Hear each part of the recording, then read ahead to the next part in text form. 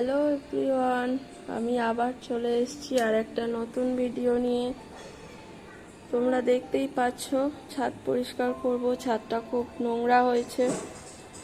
আজ স্যাটারডে, সপ্তাহের শেষ দিন। সারা সপ্তাহ রুটিন মেনে চলতে হয়, তাই এই কাজগুলো করার সময় হয়ে ওঠে না। তাই ভাবলাম আজ করব। আজ চলে এলাম পরিষ্কার করতে। সকালে ভেবেছিলাম করব, কিন্তু করতে পারিনি, সময় হয়ে ওঠেনি, তাই বিকেলে চলে এলাম। ছাদটা পরিষ্কার করছি। ছেলে এসে খেলা করছে জলের মধ্যে, বেশ মজাও করছে। বারণ করছি তবু শুনছে না, এদিকে কাশছে। পরিষ্কার করা আমার হয়ে গেছে, বেশ ভালো পরিষ্কার হয়েছে। কিন্তু কেমন হয়েছে তোমরা কমেন্টে জানিও। তো আমার পরিষ্কার প্রায় শেষ। আমি সন্ধে দিয়ে নিচে চলে এলাম।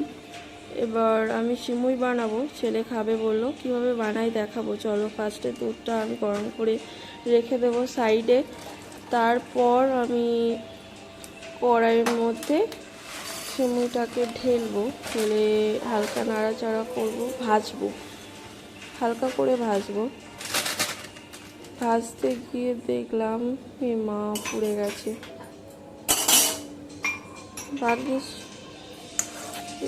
আমার একটা স্টকে ছিল, তো সেটা দিয়েই দিয়ে ভাজবো। আর হালকা করে ভেজে আমি এই যে গরম দুধটা ছিল ওর মধ্যে ঢেলে দেবো। কিশমিশ খেতে পছন্দ করে না আমার ছেলে, তাই কাজু দিয়ে দেব।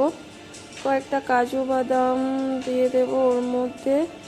এবার আবার নাড়তে থাকবো যাতে নিচে লেগে না যায়।